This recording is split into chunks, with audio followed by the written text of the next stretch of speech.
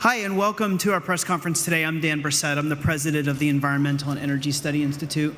We're a Washington, D.C. based nonprofit organization that focuses on policymaker education with an emphasis on the U.S. Congress, members of Congress and their staff. And for the last several years, we've come to COPs to bring educational resources, to develop educational resources and communicate what we're learning about the international climate negotiations and help members of Congress and their staff really understand why this is so important and why it's important for them to stay engaged. And of course, these days, Congress is more important than ever as we're looking to advance climate solutions in the U.S. and abroad.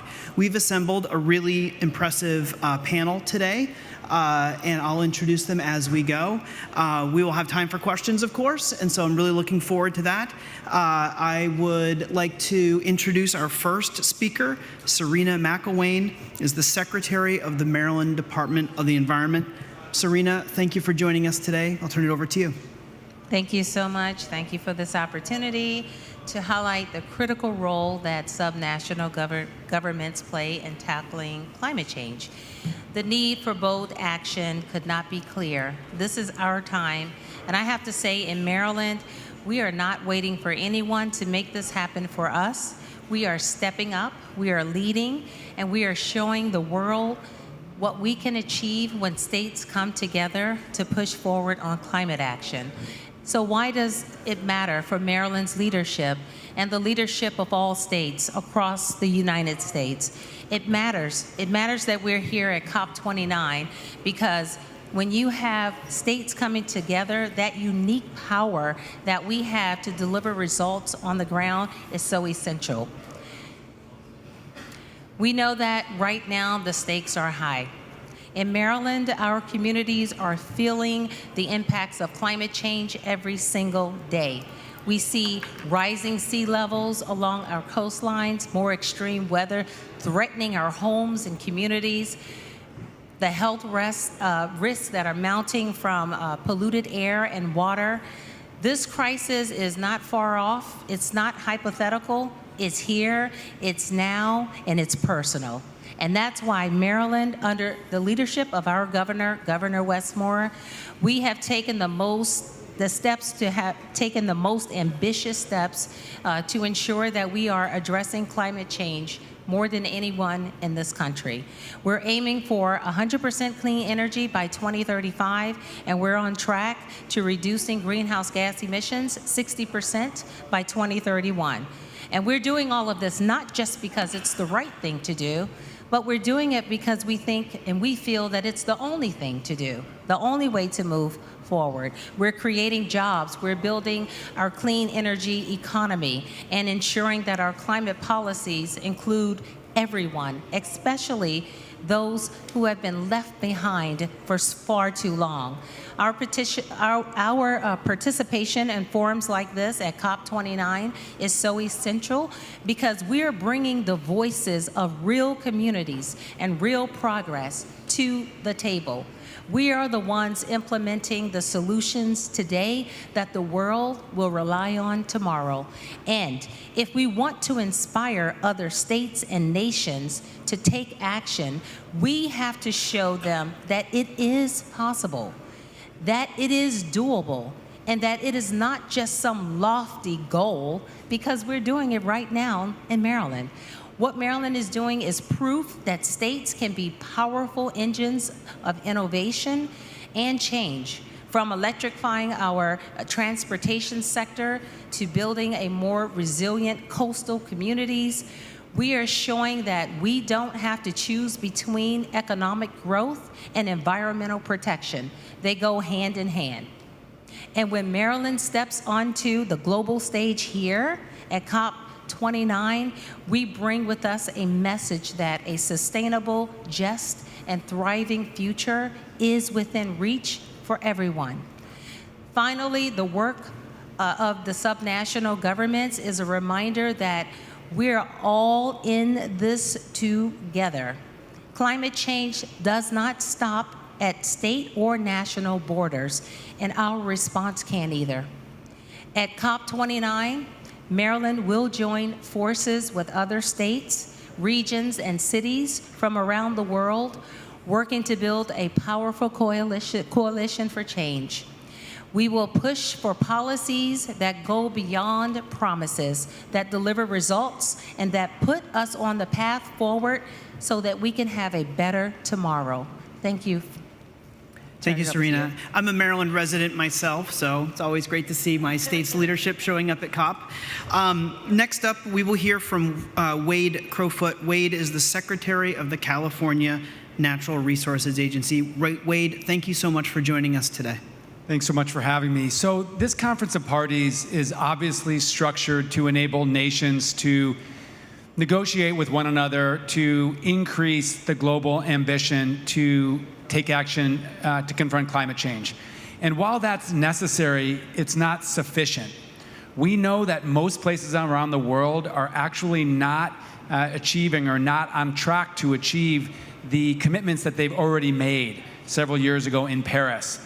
So we face truly a challenge or a crisis in implementation. And that's where governments that are not nation states come in. Think towns, cities, counties, states, provinces, regions. We are on the front lines of climate change in places like Maryland and California and Arkansas.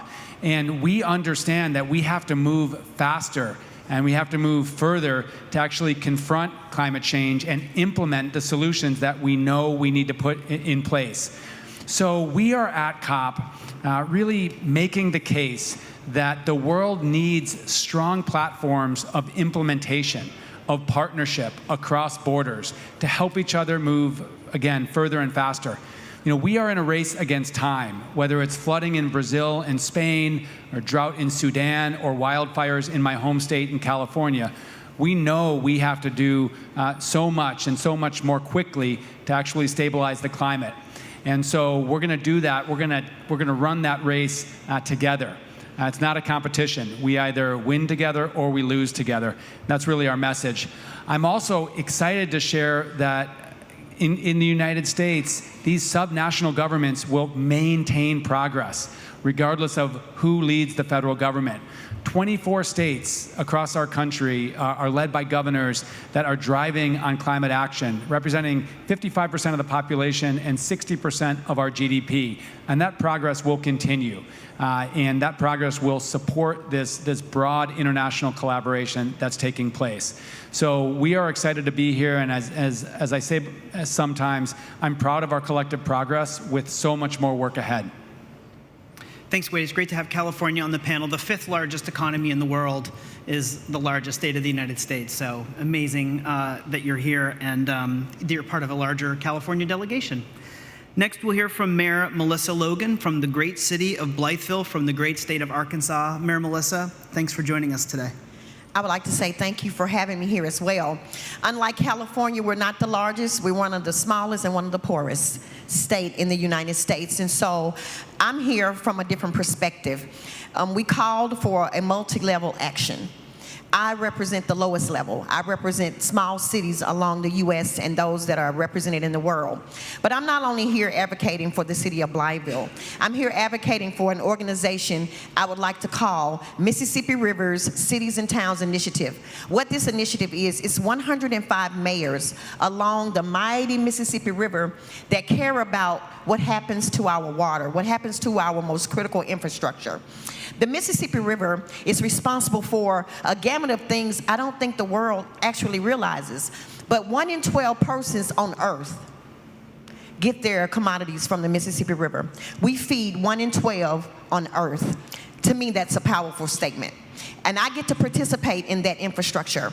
And so it's critical that I advocate to protect something that provides life around the world. The Mississippi River Basin spans 1.2 million miles. Do you know how many people that affects, both locally and globally? Can I say that we export $1 trillion of commodities up and down that mighty Mississippi River? So it's critical that we protect something that is critical infrastructure for the rest of the world. And I would also like to say that what we are learning here at COP is that there's a unilateral message. I hear it from the, sitting to my left and to my right, that we're moving from ambition to climate action. One city, one state, one nation, one tribe, one country, one continent, one world at a time. So my closing message would be this. We stand as a critical source of life because we understand that water is life, but not just for my city, but for every person that takes a drink, takes a bath, that cooks, that lives. So please help us along the Mississippi River protect that critical infrastructure. Thank you. Thank you, Mayor Melissa, and thanks to the Mississippi River Cities and Towns Initiative. It's a great organization. Melissa's representing them very, very well, and there's a long list of mayors from up and down the Mississippi that have come to COP and really made a big impact. So thanks for joining that and joining us today. And our fourth speaker today will be Bernadette Woods-Plackey. Bernadette is the Chief Meteorologist and Vice President of Engagement at Climate Central and the Director of Climate Matters. Bernadette, thanks for being here today. Well, thank you for having me, and great to be with this crew. So I come with a different perspective. I'm not from the policy side, I'm from the science side. And my background is weather. And you've already heard multiple mentions of weather, and at almost every plenary, at everything, someone is referencing the extreme weather experience they had, maybe even just last week or last month, because extreme weather is the primary way that people are experiencing climate change.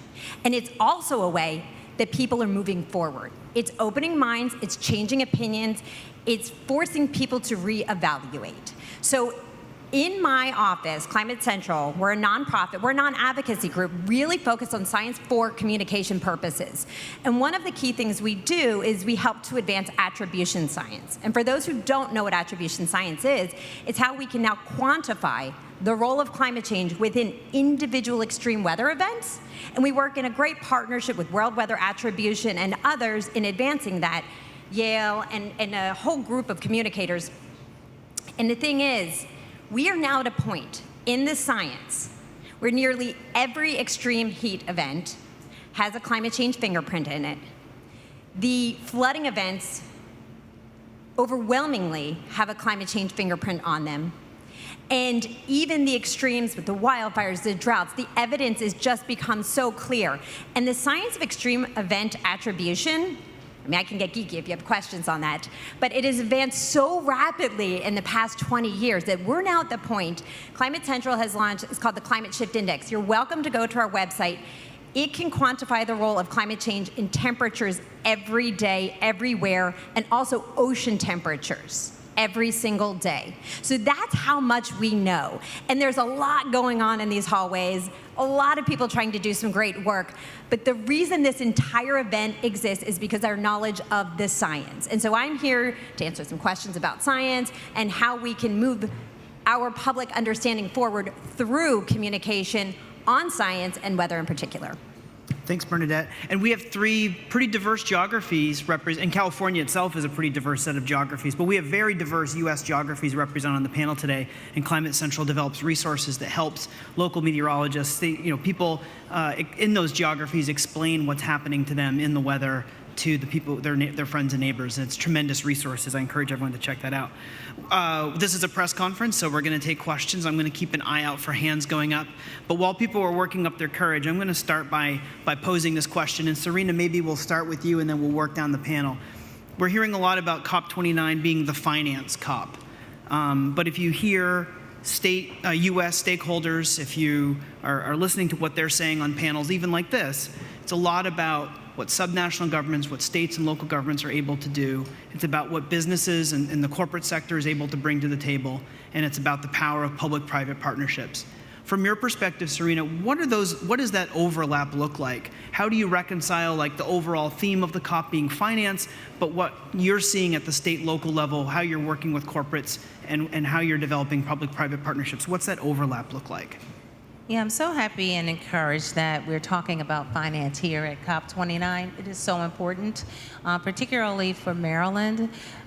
Just in our state alone, we have a $1 billion climate bill in order for us to meet our climate goals, and that means $1 billion for 6 years. That's what it's going to take for Maryland to meet our 60% greenhouse gas reduction by 2031 and net zero by 2045. That's aggressive. That means we have to push aggressive goals. That means we have to push communities and people like you and me to change. That means we have to push buildings. That also means we need funding. And so the fact that we're talking about finance here at COP29 is so critical for me because we're trying to find more creative ways to fund the climate bill that we have. And so just creating those private-public partnerships here is so critical. I've had a lot of conversations with people here. I've had a lot of conversations with companies, people who are interested in being at the table with us, with the subnationals, and help us find those creative ways to finance all the things that we need to do to meet our goals. We will meet our goals, and we will find the financing. But again, it's going to take all hands on deck for us to do this together as one country, as one world. And Wade, same question to you. What's that overlap between finance and the role of subnationals? Yeah, I'll make 2 points. One is that policy drives investment, and investment creates jobs. So giving one example, in California, 15 years ago, we established a cap and trade program, which puts a limit on pollution from factories and other stationary sources and decreases that over time, but that as that's decreasing, those entities actually have to buy allowances in that time. And that's generated $28 billion that we've invested and reinvested with a special focus on the most vulnerable communities that are impacted the most by climate change. And that policy has driven investments that's driving jobs. 1 out of 4 clean energy jobs in the United States is in California, not in spite of our climate policies, but because of our climate policies. The second point I'll make is I think we need to encourage and find ways to bring more private investment into high integrity projects.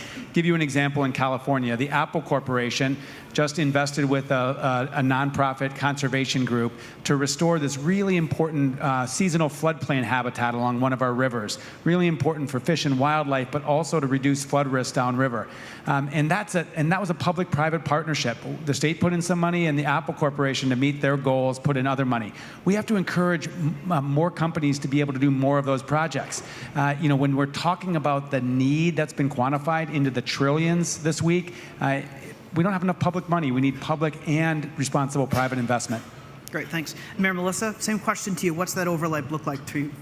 I'll just agree with what's happening across the table to say that we do need more private public investments. We've recently at MRCTI partnered with Ducks Unlimited, and Ducks Unlimited and the Mississippi River cities and towns across 10 states we're going to deploy 100,000 acres of wetlands. And the reason that's so critical for cities like mine, I'm experiencing a 3-year drought. And in 3 years, we've lost $26 billion in revenue because barges cannot flow properly up and down the Mississippi River. So that private investment is going to bring us back from a 3-year drought. And I can't wait to see what happens as the Mississippi gains its life back. Also, we need to concentrate on how we direct loss and damage fund spending toward food-producing river basins. We spoke to some of our friends in India and in Brazil, and so we talked about the Amazon River, we talked about the Ganges River, we talked about the Indus River, and deploying resources of that fund, that loss and damage fund, to food-producing basins around the world is going to make a huge difference. And so I really like the idea of bringing the small people to the table, because it only matters when you hear it from the people that it affects the most. Thanks. And Bernadette, we'll let you round out the question. Absolutely. So there is a lot of finance talk, but there's a lot of other talk going on here too, and a lot of things on the agenda. And one of the areas I have been focused myself is early warnings for all.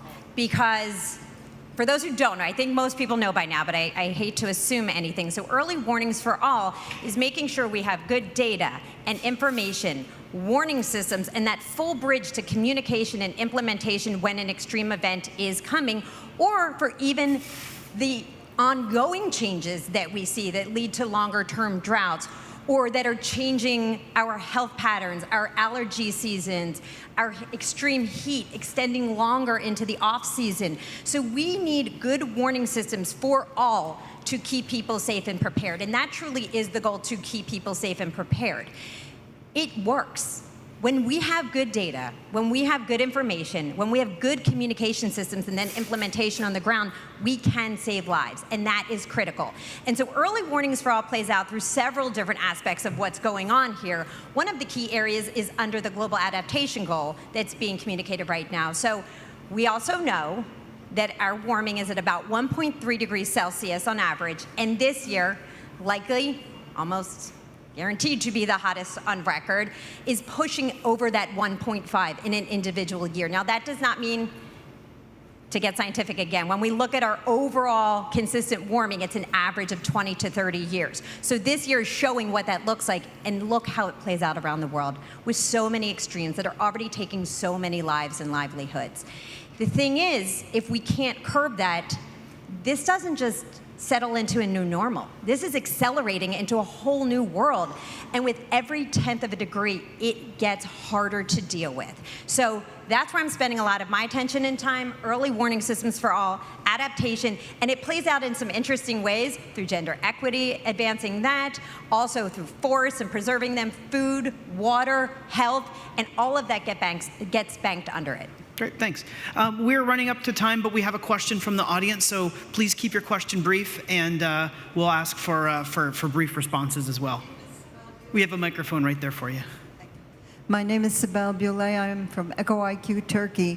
There is a survey that was conducted by UNEP where they measured how people around the world are aware of and worried about climate.